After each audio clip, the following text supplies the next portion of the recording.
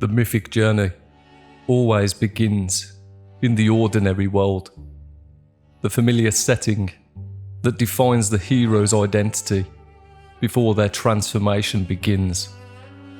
Joseph Campbell describes this as a place where the hero is grounded in routine, expectations, and a sense of normality. It is the world of what is, before the call to adventure pulls them toward what could be.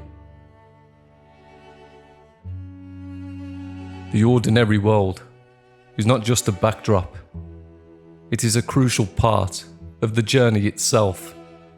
It represents comfort, stability, and identity, yet it also contains the seeds of dissatisfaction, longing, or crisis that set the hero's transformation in motion.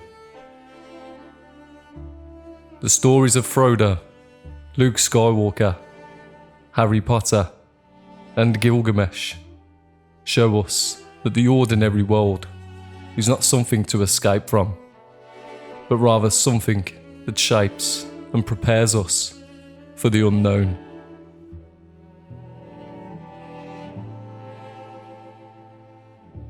Frodo's ordinary world is the Shire, a peaceful land untouched by war or ambition.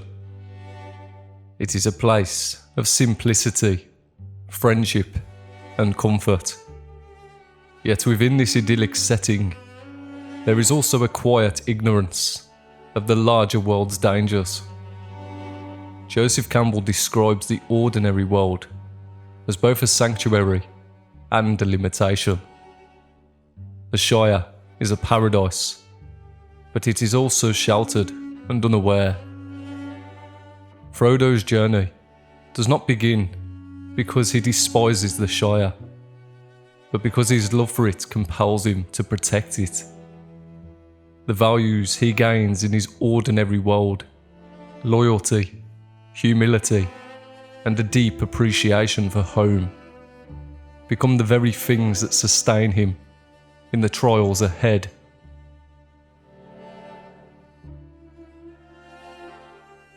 In our own lives, the ordinary world is where we develop the relationships, beliefs, and responsibilities that shape who we are.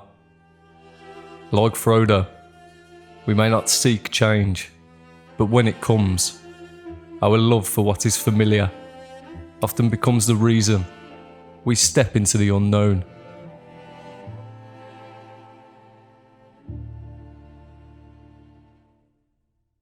Luke's ordinary world is Tatooine, a barren desert planet where he is confined to the farm life.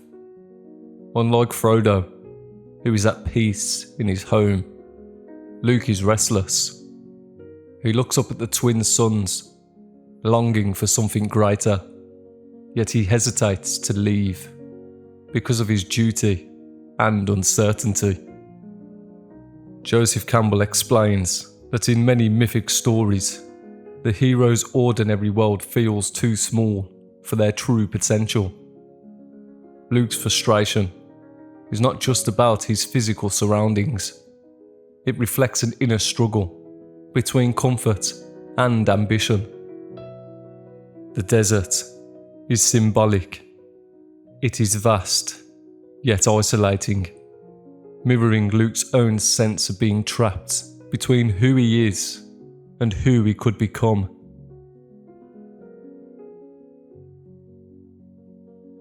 In our lives, the ordinary world can sometimes feel limiting, yet it is often in those moments of restlessness that our true desires emerge.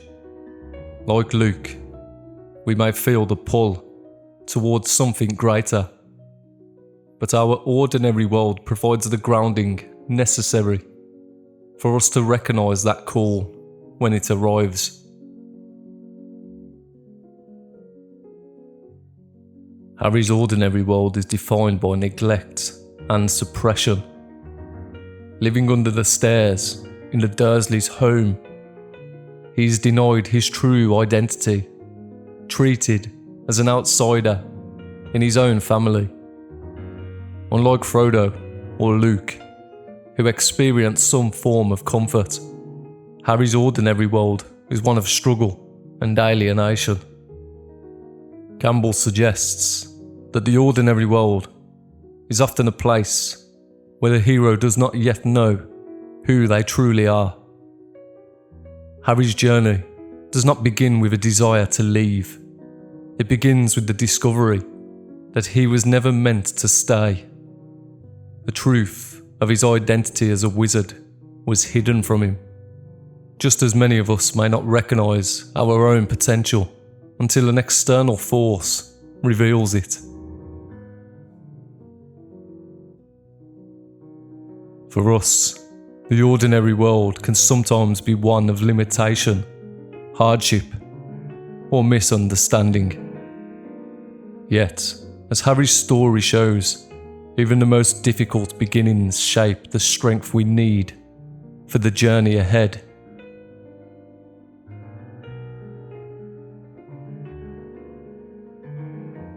Gilgamesh's ordinary world is a kingdom of unchecked power. As a mighty ruler, he is strong but arrogant, dominating his people without purpose or wisdom. Unlike Luke or Frodo, whose ordinary worlds feel restrictive, Gilgamesh's is one of excess and indulgence. Campbell describes some heroes as needing a disruption to awaken them. For Gilgamesh, that disruption comes in the form of his friend Enkidu, who teaches him humility and mortality. His ordinary world is not one of hardship, but of ignorance, a false sense of control that must be broken for true transformation to begin. In our own lives, the ordinary world is not always a place we want to leave. It may be comfortable, even powerful. But real growth comes when we recognise its limitations. Gilgamesh reminds us that even those who seem to have everything must eventually face a deeper truth about themselves. The Mythic journey reminds us that the ordinary world is never wasted time. It is the soil in which transformation takes root. Campbell emphasises that before any great adventure begins, the hero must first exist in a world that defines their identity. Whether that world is peaceful, like the Shire, confining, like Tatooine, painful, like Harry's home, or indulgent, like Gilgamesh's kingdom. In our own lives, our ordinary world may be a stable routine that gives us security, but also a longing for more, a place of hardship that forces us to develop resilience, a phase of life where we feel stuck yet are unknowingly preparing for change. Campbell wrote, "The cave you fear to enter holds the treasure you seek." The ordinary world, then, is not the enemy. It is the foundation from which we leap. It is the familiar landscape that gives meaning to the unknown. The Mythic journey does not begin by rejecting the ordinary world. It begins by recognising its role. The hero does not leave because the ordinary world is meaningless, but because its meaning has prepared them for something greater. Like Frodo, our sense of home gives us something worth protecting. Like Luke, our restlessness signals untapped potential. Like Harry, our struggles shape our identity. Like Gilgamesh, our comfort may blind us, to deeper truths. Joseph Campbell reminds us that before we embark on any great journey, we must first understand where we are. The ordinary world is not a place to escape from. It is the foundation of who we are, and it stays with us even as we step into the unknown.